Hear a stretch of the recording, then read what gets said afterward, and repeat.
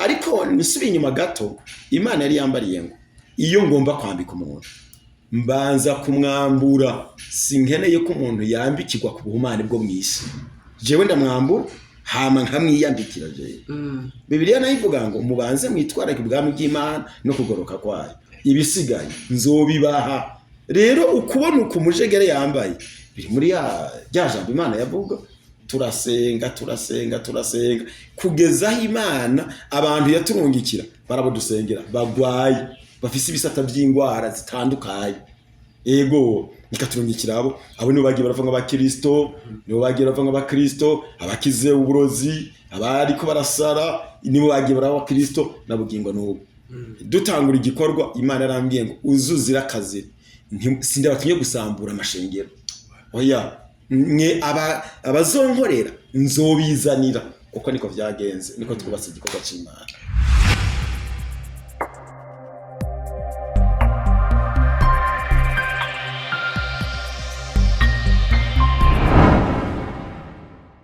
hanyuma rero ndahashitse kuri position barambaza turondera ki ndondera komando yanumye ko bashobora genda baramubwira bati ni mumuzane ngenda afise ubwoba by'ukuri ko mu gisirikare cyo gihe ntivyari ibintu byoroshe mugabo ngezeyo aranyakira arampumuriza arambwira ati mwikambi n'abantu batatu bemerewe kwinjirayo ati umuntu wa mbere n'umukozi w'Imana n'uwujejwe intwaro yego n'umushinga amateka ati abo bantu baremerewe kwinjira humura nuko aranzimana yanyagisha neza ambaza yantahe y'ubuzima bwanje ingene vyagiye biraba ndabimusubiriramwo ndabisozera niho rero haheze umwanya yambwira ati ngira nje mu vy'akazi mugabo nije nagutumye ko kandi ndanezero ko tuganiriye reka ndaguherekeze nuko acabwira umwate wiwe ati ako gashashe kirabura nukanzanira sinabye ntaco nibaza yego mugabo tugeze aho dutandukana acambwira ati yishashe ni rwawe irimwo ishati zibiri n'ipantaro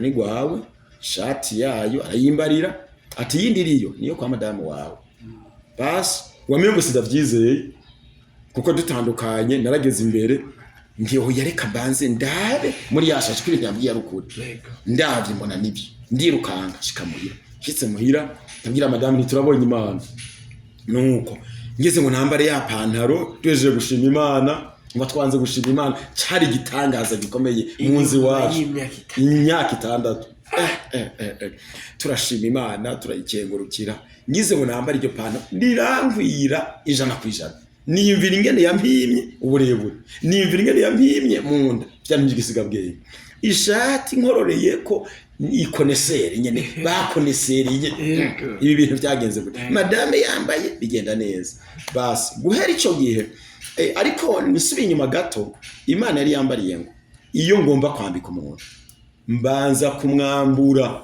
sinkeneye ko umuntu yambikirwa ku buhumane bwo mwisi jewe ndamwambura hama nkamwiyambikira jewe Bibiliya nayo ivuga ngo mubanze mwitwarake ubwami bw'Imana no kugoroka kwayo ibisigaye nzobibaha rero ukubona uko umujegere yambaye biri muri ya jambo Imana yavuga ko nitwitwararika ivyayo natwe izotwitwararika yewe rero umujegere ndambara nkabegwa agakostime ngakuranya kandi nkambara yarazizanye kumwe yambwira ngo ndaziha abantu niko yajishoreye ubu nazindafise nizo mpana abandi yego ariko pastor muri ya myaka 6 y'ubuzima bugoye yego ntabwo wowe warageza novuga ati reka nigwanire canke madamu wavuga ati ibi bintu reka ndabe nanje abarundi bavuga ngo nterizoshoboye yego mu bisanzwe ikintu cyo kwigwanira cyari caraheze ariko iyo nkunda kwigisha abanyamuhamagaro ngo kuri gabo mu muhamagaro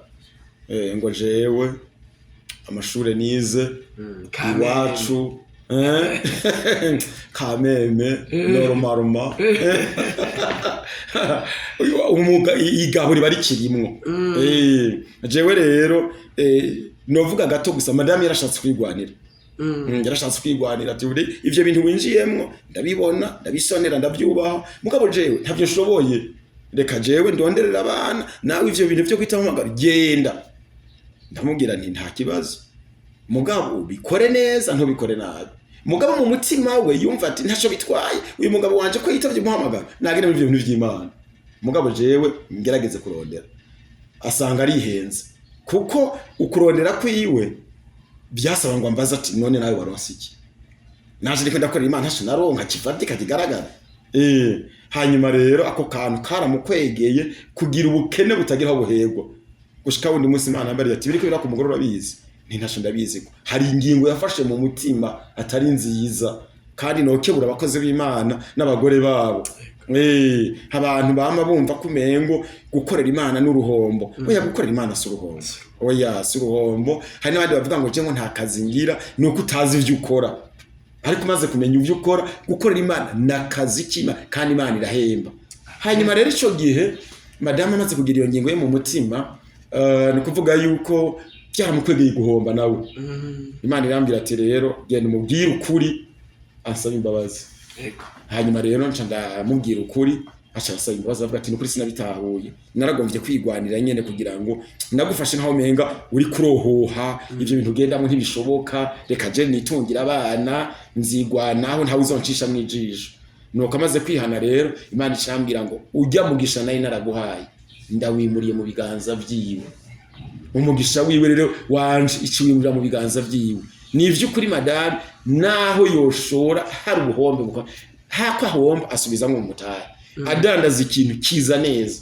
ego kandi ivyo harageze n'igihe abantu babimuhora nkaho wewe ni kubera karima bikagenda neza kubera kadandaza bikagenda neza bamwe bati uraza uduterere mu mirima akagenda kubafasha akabatere tije nta kindi nkoresha nabamwe mu vyibaza hogwenze kuguteragirira interagire nta kintu kimwe nkoresha je ndasenga gusa Imana igakora ego pastor turazi ko kenshi iyo umukozi w'Imana karaca mu bihe bitoroshe yaba Kristo arongoye yaba nabamubona mu kibano ahagendera hakorera n'Imana baramugaye cyangwa bakavuga ati byo mukozi w'Imana cyamaze ubwo mwene ivyo byarashitse mu kibano cyane n'abanyeshengero nyene murongo ugasanga ati ya pastor wapi nta kintu ivyo byarashitse mu bisanzwe byarashitse cyane kuko nari ndongoye ishengero ry'abantu benshi nari umuvuga butumwa ntwara ububwiriza ni kuvuga ko hejuru hanje hari umubwiriza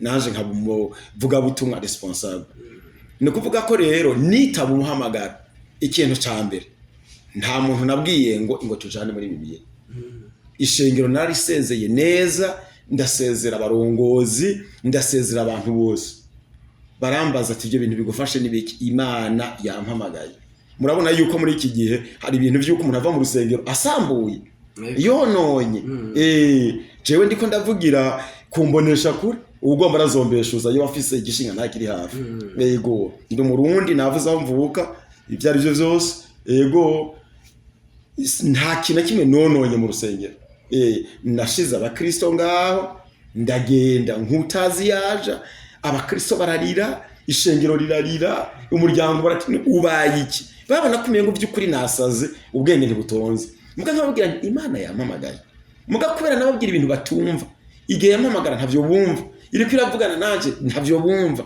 bagaca bazazana bati n'ubwa mbere ibintu tuvyumvise none ubizoherera he bizotahira igikorwa c'Imana tugitangura tura abantu batatu Imana impa abandi bantu babiri nuko dutera intambwe turasenga kugeza Imana abantu yaturungikira barabo dusengera bagwaye bafise ibisata by'ingwara zitandukanye nikaturungikira abo nibo bagiye baravuga abakristo nibo bagiye baravuga abakristo abakize uburozi abari ko barasara nibo bagiye baravuga abakristo nabugingo n'ubu dutangura igikorwa Imana yarambwiye ngo uzuzira akazi sinde batunye gusambura amashengero oya mwe abazonkorera nzobizanira uko niko vyagenze niko twubatse igikorwa c'Imana uyu munsi pastor Mujegere none bimeze gute mu gikorwa c'Imana mu gikorwa c'Imana n'ukuri turaho turashima Imana yego igikorwa c'Imana ni nk'abandi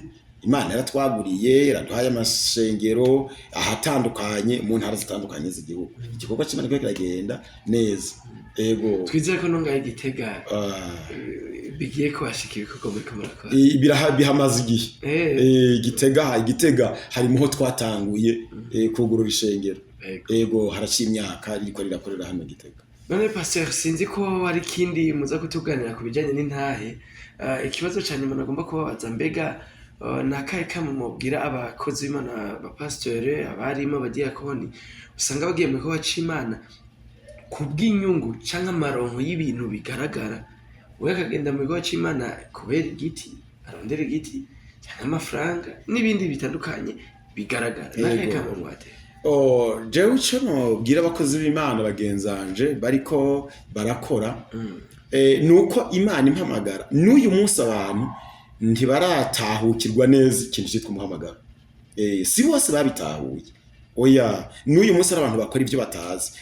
Nabivuze nari nk'ijijwe, nari mu rusengero, Imana irumuhamagariramo, hanyuma iriko irampamagara ndayibaza nti none Mana kumpamagara ahandi hose nariko ndagukorera. Imana ikirambira ati none burya waruzi ko bajya bose bafise Bibiliya n'indirimbo bariko barankorera. Numva ndasanutse. C'est vrai.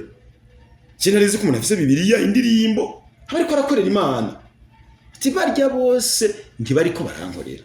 Imana irambwira ngo sinkeneye gukora ivyo abantu bashaka, nkeneye gukora ibyo jewe nshaka. Iryo jambo ryari rigoye kuryumva no kuritahura muri ico kiringo. Ngomba kumenya none Mana abagukorera bameze gute. Aho ni Imana yampaye ibintu bitanu, niko no bivuga, ibintu bitanu bikomeye kugira ngo tumenye umukozi w'Imana wari. Imana yambwira ngo hari abakozi b'Imana imigwi itanu. Okay, umugwi wa mbere imbwira ngo nabantu bihamagaye. Abo bantu sinabahamagaye, barihamagaye. Okay, umugwi ugira kabiri ati nabantu bahamagawe n'abandi. Urahaza mwene wacu. Umuntu ufise capacité intellectuelle. Oya turashobora gukora ikintu vraiment natwe tukamera nk'abandi, turashobora kuba representant legale, nk'aba representant supérieur, tukagira n'izindi nzi ibyo natwe tukamera nk'abandi, ibintu nk'ibyo. Bahamagawe n'abandi ntibazi ico bakora. Okay, imbwira umugugira gatatu. Umugugira gatatu ati nabantu bakeneye ubutunzi, ico baviza ni faranga gusa n'urudandazwa. Kandi bafise ivyitwa ngo ni sans but lucratif, ordonnance ministérielle sans but lucratif. Byari byoroshe cyane no kudandaza. Twe twaruka byari byoroshe cyane, obeyeri ntiyari bwaze, ibintu byinjiye ku bandi bishege nta mahera byari. Yego abo rero bakena business n'amafaranga. Umugugira kane Imana ishambira ngo nabantu bakeneye icubahiro. Igiti nitwe na yishwe pasteur umenga ni commandant de brigade. Umenga n'umuntu w'umwubaha wakomeye gose. Nama ndiko ndabwira abantu umukozi w'Imana niki. Umukozi w'Imana n'umuntu akorera abandi. Umukozi w'Imana n'ugukorera abandi, si umunyacubahiro. Oya, intama n'umwungere igikuru niki. Igikuru ni intama, intama ivyari yindi, mugo umwungere ntavyari intama. Oya, kirazira. Umwungere ntavyari intama.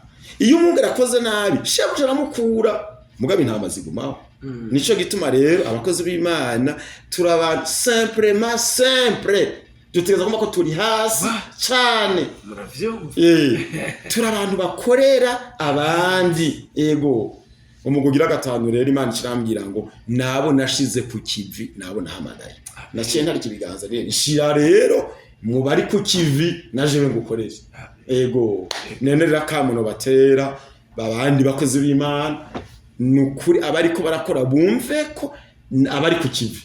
Umugabo bafise izindi nyungu zose barondera, azobihakana, azobabwira mviraho mwangura biziramwe sinigeze mbamenye, kuko mwagenda na Bibiliya, mwagenda n'indirimbo, ntimwabwiye abantu kuri, mwabironkesheje ibifashije zanyu gusa. Kandi Bibiliya nayivuga ngo impera zabo ziramaze kuboneka, kuko impera zabo canke inyungu zabo ninda. Yesu abahezagire. Namwe Imana ibahezagire cyane. Tubashimire cyane ukanya mu